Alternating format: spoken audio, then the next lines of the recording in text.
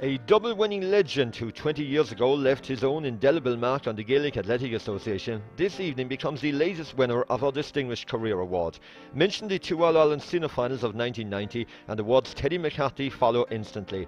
This duel in the double cock crown indicated his rich potential from early on in a rapidly developing career. What SARS and Glanmire were to see at close range, the wider GA fraternity enjoyed during a 10-year inter-county career that spanned from the mid-80s to the mid-90s in both hurling and football. The Cork Minor football selectors were first to launch the fledgling young talent on the inter-county scene, Teddy winning a Munster Minor medal in 1983. 12 months on, when he won an All-Ireland Under-21 medal, his football career was well and truly up and running. Two more Under-21 national medals followed in successive years in 85 and 86. 1986 also saw Teddy make his inter-county senior hurling championship bow on the greatest stage of all, the All-Ireland final, with Cork gunning down highly rated Galway. By 87, Teddy had become a fixture on both Cork senior teams, as he collected his first senior football medal in 1989 when Mayo were defeated. Then came the magical, never-to-be-forgotten month of September 1990, as Sam and Liam McCarthy came south with Teddy on board at the double. In the years that followed, Teddy went on to record a landmark 50 senior championship matches in the red jersey. High fielding, surging runs and accurate delivery of the sliotar and leather, marking him down as a marquee sportsman of his generation. The Teddy McCarthy honours list includes 7 senior provincial medals, 4 senior All-Ireland titles, National League medals, a Texaco Football of the Year award and an All-Star accolade. With SARS and Glanmire, Teddy continued to shine and since has gone on to play a vital part in his club's backroom teams. Appropriately 20 years on from his double-winning year, son Cian also made his inter-county senior hurling championship debut in Croke Park and later went on to deliver a man-of-the-match performance as SARS made it 2 county titles in 3 years. Ladies and gentlemen, on behalf of 96 FM and C103 and association with Rochestown Park Hotel, I ask you to please rise and acknowledge an all-time GA great, the mighty Teddy Mac.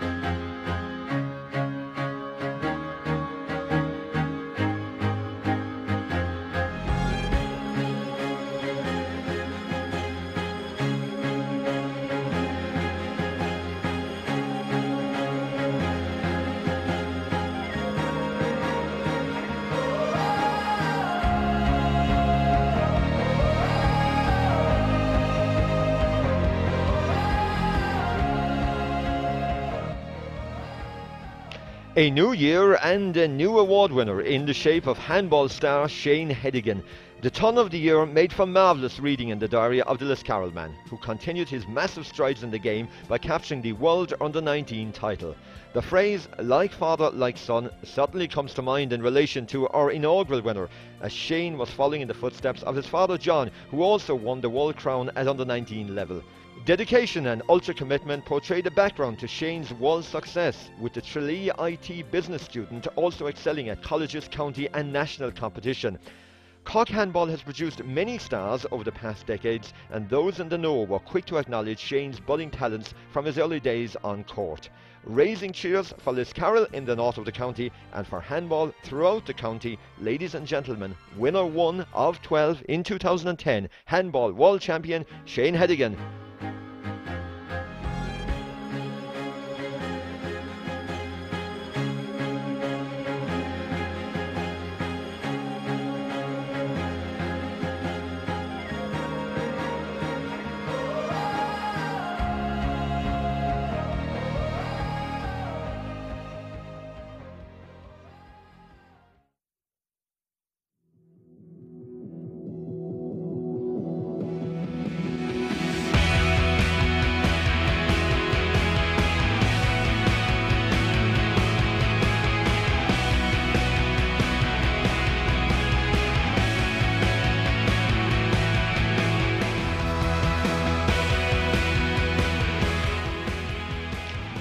native Hughie Muffy was next on our roll of honour, with February proving a month to remember for the St Brogan's-based teacher. Hughie was involved at the double as he guided county and school to silverware. Cork's win in the All-Ireland Vocational School Senior Football Championship was a proud moment to treasure for all involved, with many tributes flowing in the direction of Hughie for his coaching expertise. Cork's 3-8 to 2-7 win over Monaghan was the county's second title in 3 seasons. The 2008 win was also coincidentally came against the same opposition who went into the 2010 final as defending champions. The Cork success was down to a huge level of cooperation from schools and clubs who had worked so hard in grooming this quality winning team. For Hughie Muffy, the early months of the new year were non-stop, with his school St Brogan's writing their own chapter in their football story by winning the Provincial Junior Championship. Many stars of the future featured on the respective winning selections, giving further encouragement to all of us who are hoping for a golden era of Cork football. But, just for now, time for us all to take our hats off to a Kerryman, our February winner, Hughie Muffy.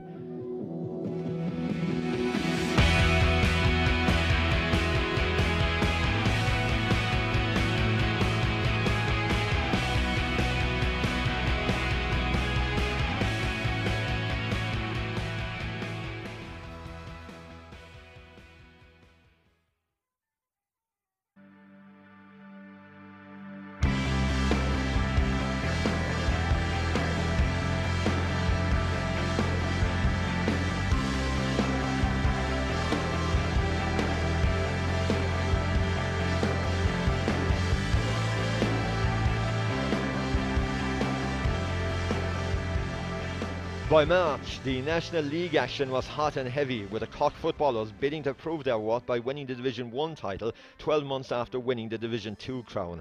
Paul Kerrigan was a shining light during the early season activity, which saw Cork record some exciting wins on the way to a final showdown at Croke Park. In fact, since making his senior club debut with Nemo Rangers in 2005, Paul was always earmarked as a player destined to make a rapid rise up the ranks. He went on to captain Cork at under-21 level and 3 seasons ago made his senior inter-county championship debut. In March last season, Paul was particularly influential in Cork's exciting league wins, and he scored 1-2 of his side's total against Dublin. By the end of the month, although Cork had lost their early season unbeaten record, the Rebels were well primed for a final date in Croke Park, thanks in no small way to the classic contribution of Paul Kerrigan, a star of today who looks set to shine even brighter in the years ahead. Let's hear it for our March winner from Nemo Rangers and Cork, Paul Kerrigan.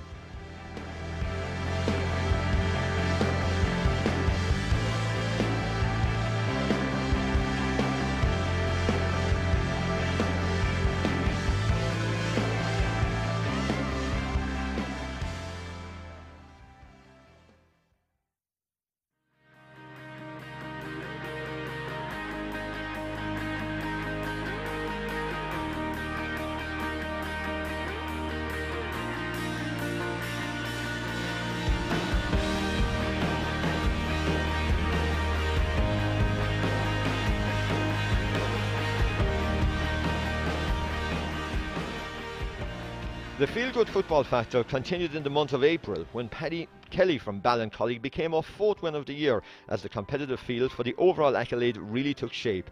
Throughout a hectic 2010, Paddy's name was regularly mentioned in glowing terms as he embellished his reputation as one of Cork's key players. His input to the National Football League Division 1 title win in April was immense, contributing several important scores but also rowing in with his customary ultra-high work rate.